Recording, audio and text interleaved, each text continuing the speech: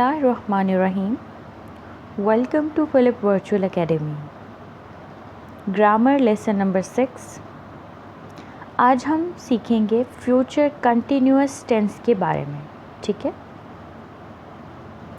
The future continuous tense sometimes also referred to as the future progressive tense. ठीक है, इसी tense का दूसरा नाम क्या है? Future progressive tense. It is a verb tense that indicates that something will occur in the future and continue for an expected length of time. ठीक है. फ्यूचर प्रोग्रेसिव टेंस एक ऐसा टेंस है जो इंडिकेट करता है कि कोई भी चीज़ फ्यूचर में होगी और फिर एक्सपेक्टेड टाइम लेंथ के लिए वो चलती रहेगी. फॉर एग्ज़ाम्पल, ओके, इसका पहले हम फॉर्मूला देख लेते हैं. The future continuous is made up of two elements. Number 1, the simple future of the verb to be plus the present participle. ठीक है, पहली चीज़ जो है इसके अंदर क्या है? टू बी यूज़ होता है और साथ में प्रेजेंट पार्टिसिपल की जो बेसिक फॉर्म है यानी फर्स्ट फॉर्म है उसके साथ ing लगता है.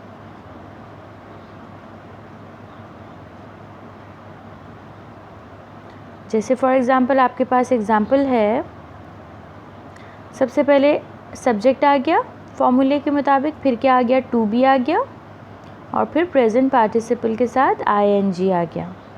यही मैंने आपको बताया. अब देखिए फॉर एग्ज़ाम्पल आपके पास एक सेंटेंस है, यू विल बी वॉचिंग, तुम देख रहे होगे. ठीक है, यू क्या है? सब्जेक्ट है. विल बी क्या है?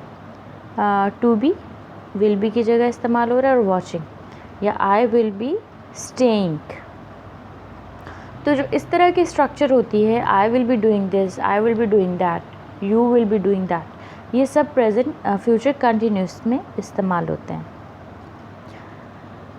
अच्छा, पॉजिटिव, नेगेटिव और इंट्रोगेटिव जो तमाम टेंसेस का एक बेसिक पार्ट है, उसमें हम फ्यूचर कंटिन्यूस टेंस पॉजिटिव की अगर हम बात करें, ठीक है, तो अब देखिए इसमें क्या है? You will be watching TV on Sunday, ये एक एग्ज़ाम्पल है जिसमें यू सब्जेक्ट है, विल या शेल जो है वो हेल्पिंग वर्ब है, बी प्लस वर्ब ing, जैसे बी वॉचिंग और ऑब्जेक्ट है. ठीक है, तो ये एक पॉजिटिव सेंटेंस है क्योंकि इसमें किसी चीज़ का होना करार पा रहा है, कोई चीज़ होगी. ठीक है, you will be watching TV on Sunday. इसी तरीके से कुछ और एग्जांपल्स आपके साथ शेयर कर लेती हूँ. जैसे we will be shifting to our new home next year, he will be flying a kite, it will be raining tomorrow, she will be enjoying her vacations, he will be expecting honesty from his employee, she will be delivering a speech to people. ठीक है, तो इसमें यह है कि will be के इस्तेमाल के साथ ing आ रहा है पास्ट सिंपल फॉर्म के साथ, प्रेजेंट फॉर्म के साथ.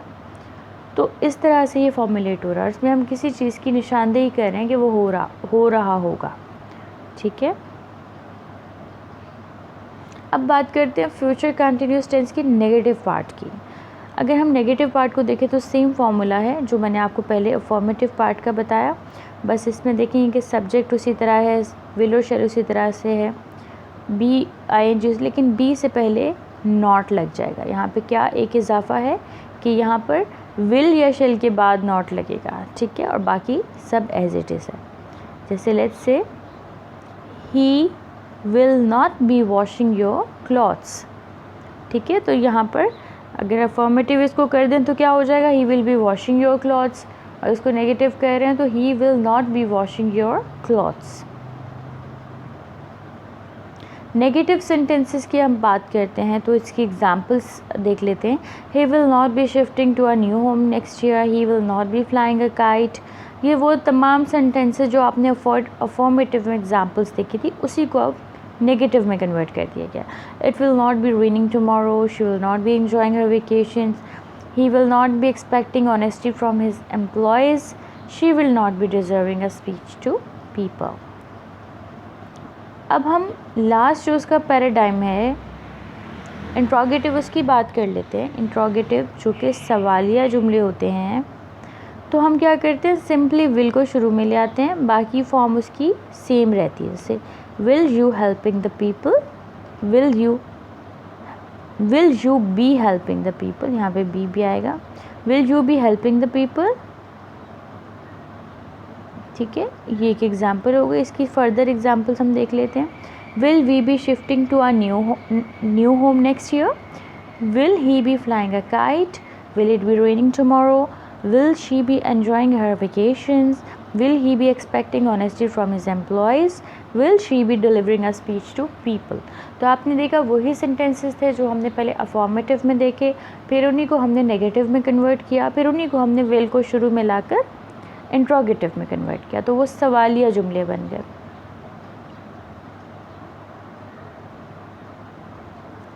अब इसमें हम डिफरेंट एग्जांपल्स देख लेते हैं कि एक ही सेंटेंस को डिफरेंट फॉर्म में जो कन्वर्ट किया। जैसे आई will be staying, I won't be staying.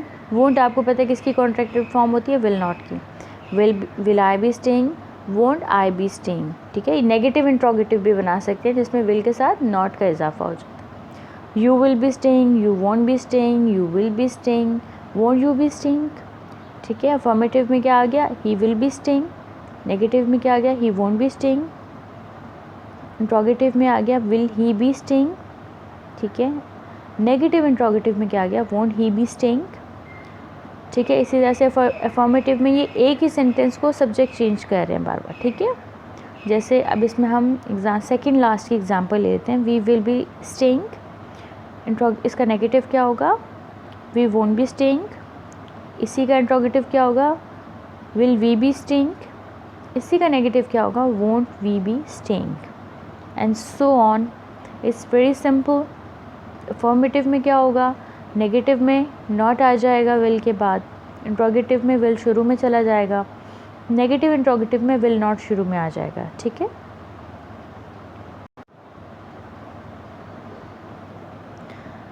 Future continuous tense की एग्जांपल्स दिखी हुई हैं यहाँ पर दो। I will be staying here until Sunday, ठीक है, मैं यहाँ पर संडे तक रुका हुआ हूँगा। The postman will be coming soon, postman जल्द आ रहा होगा, तो हम प्रेडिक्शन कर रहे हैं। अब इसके फंक्शंस क्या होते हैं। The future continuous refers to an unfinished action और event that will be in progress at a time later than now. The future continuous is used for a quite few different purposes. इसका basically होता यह है कि future continuous जो है एक unfinished action की तरफ निशानदेही कर रहा होता है जो अभी पास्ट में, अभी फ्यूचर में होगा, अभी हुआ नहीं है, ठीक है। जैसे the postman will be coming सून, इसकी एग्जांपल अभी हमने देखी थी कि पोस्टमैन जल्द आ रहा होगा, यानी अभी आया नहीं है, आएगा नहीं, आ रहा होगा, यानी एक्शन हो रहा होगा, कंप्लीट नहीं हुआ होगा लेकिन हो रहा होगा। Interrupted action in the future, इसको इंटरप्टेड एक्शन के लिए भी इस्तेमाल किया जाता है। जैसे use the future continuous to indicate that a longer action in future will be interrupted by a shorter action in the future, ठीक है। यानी कि फ्यूचर में एक बड़ा एक्शन किसी छोटे एक्शन से मुतासिर होकर रुक जाएगा, इंटरप्ट हो जाएगा। It can be real interruption और just an interruption in time. For example, I will be watching TV when she arrives tonight. आज जब वो पहुंचती है तो मैं टीवी देख रहा हूँ, सही है। यानी कि टीवी देख रहा हूँ एक लंबा एक्शन है और वो पहुंचती है वो एक छोटा एक्शन है, लेकिन उस छोटे एक्शन ने, ये जो है शी अराइव्स टुनाइट, ये एक छोटा एक्शन है, और ये जो है आई विल बी वॉचिंग TV एक लंबा एक्शन है। लेकिन जैसे ही एक्शन होता है शी अराइव्स टुनाइट, तो ये वाला एक्शन इंटरप्ट हो जाता है, वॉचिंग TV वाला, ठीक है। इसी तरह से आई will be waiting for you when your बस अराइव्स, तो बस अराइव्स क्या है, एक छोटा एक्शन है, लेकिन जैसे ही एक्शन होता है तो ये वाला एक्शन जो है वो इंटरप्ट हो जाता है। लेकिन एक बात याद रखें, ये दोनों एक्शन, ये वाले भी और ये वाले भी, फ्यूचर में ही हो रहे हैं, अभी नहीं हो रहे, पास्ट या प्रेजेंट में नहीं हो रहे। इनके सिर्फ एक प्रेडिक्शन दी जा रही है कि ऐसा होगा। इसका तीसरा फंक्शन क्या होता है। The future continuous can be used for predicting और गेसिंग अबाउट फ्यूचर इवेंट्स। इसको जो फ्यूचर टेंस की खासियत है उसके मुताबिक फ्यूचर में होने वाले वाक़यात की निशानदही या प्रेडिक्शन करने के लिए भी इस्तेमाल किया जा सकता है। For example, he will be coming to the meeting, I expect, ठीक है, मैं एक्सपेक्ट करता हूँ कि वो मीटिंग पर आ रहा होगा। I guess you will be feeling thirsty after working in the sun, ठीक है। यहाँ पे अगेन प्रेडिक्शन है कि धूप में काम करने से आप प्यास महसूस कर रहे होंगे। You will be missing the sunshine once you are back in England, ठीक है, अब वापस इंग्लैंड आएंगे तो आप सनशाइन को मिस करेंगे। यानी ये सब क्या है, फ्यूचर में होने वाले हालातों वाक़यात के बारे में फोरकास्ट किया जा रहा है, प्रेडिक्ट किया जा रहा है। In the interrogative form, the future continuous can be used to ask politely for information about the future. ये इसका एक और फंक्शन है कि interrogative form में इस टेंस को, फ्यूचर कंटिन्यूस टेंस को पोलाइटली किसी चीज़ के बारे में पूछने के लिए भी इस्तेमाल किया जा सकता है। जैसे will you be bringing your friend to the party tonight, क्या आज अपने दोस्त को अपने साथ लाएंगे। जैसे हम कोई इजाज़त ले रहे हो, जैसे मैं किसी को कहूँ will you coming with me, जैसे will Jim be coming with us, क्या जिम हमारे साथ आएगा। Will she be going to the party tonight, क्या वो हमारे साथ जाएगी। Will I be sleeping in this room, क्या मैं इस रूम में सो सकूँगा, सोऊंगा। तो इसमें हमें किसी चीज़ की पोलाइटली परमिशन लेने के लिए, किसी चीज़ को पोलाइटली पूछने के लिए फॉर्मल वे में भी विल आई बी का इस्तेमाल करते हैं, या फिर इसको फ्यूचर कंटिन्यूस की इंट्रोगेटिव फॉर्म को हम ये इस्तेमाल करते हैं। ये सब जो है मैं आपको फंक्शंस बता रही हूँ कि कहाँ कहाँ इसका रियल लाइफ इम्प्लीमेंटेशंस है। अगर हम फ्यूचर में एटमॉस्फेयर एक्सप्लेन कर रहे हैं तो भी हम लोग इसको एज अ फंक्शन यूज़ करते हैं। जैसे in English we often use a series of parallel action to describe an action to describe an atmosphere at a specific point in the future. For example, when I arrive at party, everybody will be celebrating, some will be dancing, others will be talking. यानी हमने एक पूरा का पूरा जो उसका ambience है, पूरा जो उसका एनवायरनमेंट है, एटमॉस्फेयर है, उसको हम लोगों ने एक तरह से उसको हमने स्केच किया कि जब मैं पार्टी पे पहुंचूंगा तो क्या होगा, हर कोई सेलिब्रेट कर रहा होगा, कुछ लोग डांस कर रहे होंगे, कुछ लोग बातें कर रहे होंगे। यानी कि पूरा वहाँ का जो एटमॉस्फेयर है पूरा उसको हमने एक तरह से इमेजिन किया है, सपोज किया है, ठीक है। जब मैं पार्टी में पहुँचूँगा तो हर कोई सेलिब्रेट कर रहा होगा। When combined with still, the future continuous refers to events that are already happening now and that we expect to continue sometime into the future, ठीक है।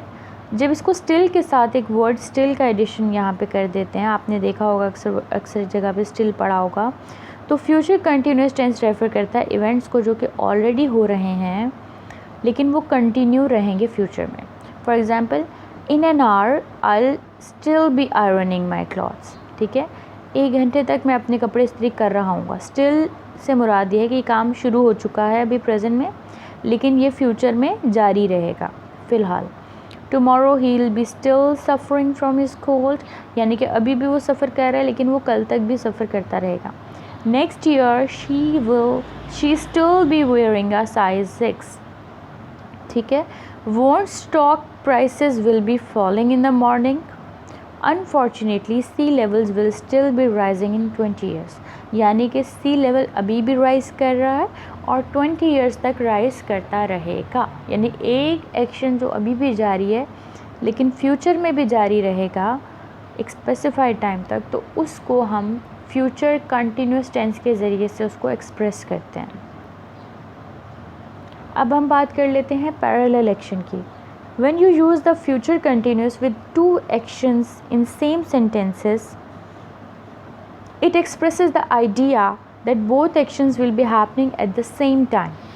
The actions are parallel. For example, इसमें ये आपको क्या कह रहे हैं, जब आप फ्यूचर कंटिन्यूस का इस्तेमाल करते हैं 2 एक्शंस के साथ एक ही सेंटेंस में, तो ये आइडिया, ये ख़याल एक्सप्रेस करता है कि दोनों एक्शंस एक ही वक्त में हो रहे हैं। जैसे कि अभी आपने पिछले उसमें देखा, एग्जाम्पल में देखा कि some will be having party and some will be dancing, ठीक है, and everybody will be celebrating. तो ये जो था एग्जाम्पल थी, यानी कि एक ही वक्त में सारे काम हो रहे हैं। अब इसमें एग्जाम्पल क्या दी हुई है, tonight they will be eating deer, they के साथ वाई मिसिंग है, sorry, they will be eating dinner, discussing their plans and having a good time, यानी कि आज रात वो डिनर भी कर रहे होंगे, अपने प्लान्स भी डिस्कस कर रहे होंगे और गुड टाइम भी उनका होगा। तो अब ये है कि 3 तरह की चीज़ें हो रही हैं कि वो आपस में डिनर भी कर रहे हैं, प्लान्स भी डिस्कस कर रहे हैं और एन्जॉय भी कर रहे हैं। तो तीनों चीज़ें स्पॉन्टेनियसली एक ही प्लेटफॉर्म पर एक ही टाइम में हो रही हैं। तो इस तरह के एक्शन के लिए भी पैरेलल एक्शन कहलाता है, फ्यूचर कंटिन्यूस टेंस को इस्तेमाल किया जाता है। अब देखें फ्यूचर को, हम देखें कि अगर हम प्रेजेंट कंटिन्यूस के उसमें उसको हम जोड़ें तो क्या होता है कि प्लान्ड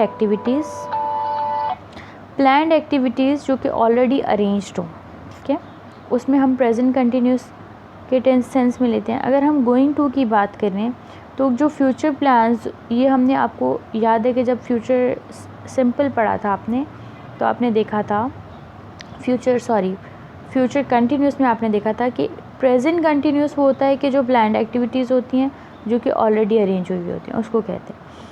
और गोइंग टू का इस्तेमाल आपको पता था विल की जगह लगते हैं, जहाँ पे फ्यूचर प्लान्स और इंटेंशंस को जाहिर किया जाता है, प्रेडिक्शंस होती हैं, ऑब्जेक्टिव्स होते हैं और रियल एविडेंसेस आपके पास मौजूद होते हैं। विल का इस्तेमाल तब होता है जब आप अनप्लान्ड होते हैं, फ्यूचर के बारे में आपने डिसाइड नहीं किया हो, तो आप उसी लम्हे डिसाइड करते हैं कि अब ऐसा होगा, लेकिन कैसे होगा ये आपको नहीं पता होता। इसके अंदर कोई रियल एविडेंस नहीं होते हैं। प्रॉमिस, थ्रेट्स, ऑफर्स, इस तरह की चीज़ें आप विल के ज़रिए से यूज़ करते हैं। जैसे शैल आई गो टू पार्क, तो इस तरह की जो प्रॉमिसेस हैं या ऑफ़र्स हैं या रिक्वेस्ट हैं, उनको आप इससे विल से करते हैं, ठीक है। विल जो होता है वो इसकी कह लें कि विल स्ट्रॉन्ग नहीं होती, आप स्ट्रॉन्ग विल शो नहीं कर रहे होते हैं नॉर्मली, ठीक है। जबकि गोइंग टू में आप प्लान्ड होते हैं, विल में आप प्लान्ड नहीं होते। आप एक एक्शन को इंटेंट ज़रूर करते हैं लेकिन अभी वो प्लान्ड नहीं होता। तो ये एक डिफरेंस था, ठीक है। Form future continuous with be going to. Be going to के साथ आप फ्यूचर कंटिन्यूस को किस तरह इस्तेमाल करते हैं, जैसे एफर्मेटिव में आप क्या होता है कि एम इज़ आर लग जाता है, शुरू में क्या लग जाता है, एम इज़ आर लग जाता है, उसके बाद गोइंग टू भी हो जाता है और फिर वर्ब की इन्फिनेटिव फॉर्म आ जाती है, ठीक है। नेगेटिव में अगेन शुरू में एम इज़ आर लग जाता है, उसके बाद नॉट का इजाफा हेल्पिंग वर्ब के बाद और बाकी सब कुछ सेम रहता है। इंट्रोगेटिव में एम इज़ आर शुरू में लग जाता है, फिर सब्जेक्ट आ जाता है, फिर गोइंग टू और फिर वर्ब। अच्छा, इन सब में अफर्मेटिव में सब्जेक्ट पहले आएगा और नेगेटिव में भी, और इंट्रोगेटिव में सब्जेक्ट बाद में आ जाएगा। तो आप विल की जगह बी गोइंग का इस्तेमाल जैसे कि पहले आपने किया था यहाँ कर सकते हैं। एग्जाम्पल्स क्या हैं, you are going to be waiting for her when her plane arrives tonight, ठीक है।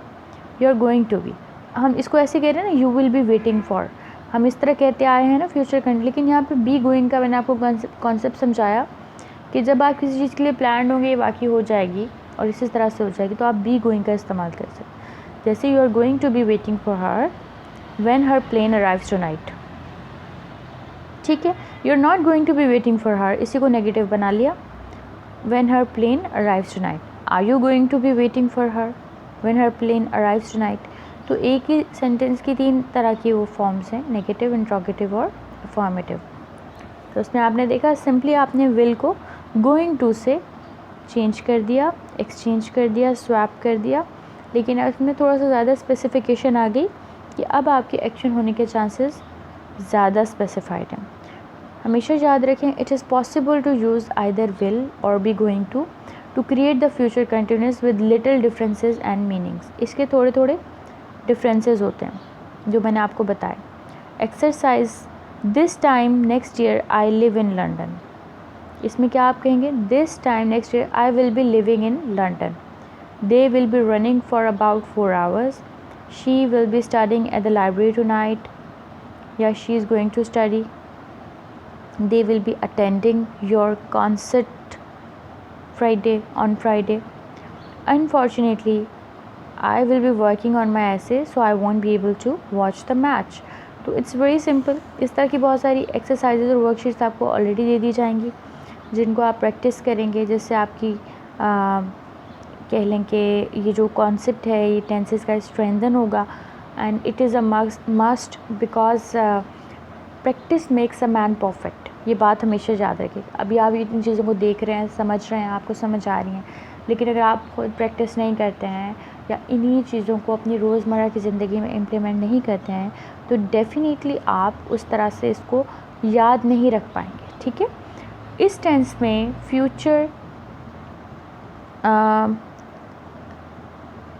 अगर आप इस पूरे टेंस की बात करें, फ्यूचर कंटिन्यूस टेंस की बात करें, तो इसमें आपने बेसिकली 3 बेसिक फॉर्म जो फॉर्मेटिव, नेगेटिव और उसके बारे में सीखा, इंट्रोगेटिव के बारे में, कि इसमें क्या फॉर्मूला बेसिकली विल बी का इस्तेमाल हो रहा होता है और साथ में जो फर्स्ट फॉर्म होती है उसके साथ ING लगता है। इसी तरह से विल को गोइंग टू से भी रिप्लेस किया जा सकता है। उसकी कंडीशंस आपसे जो है वो शेयर की गई। इसके आपको फंक्शंस बताए गए कि कहाँ कहाँ पर विल बी गोइंग का इस्तेमाल होता है।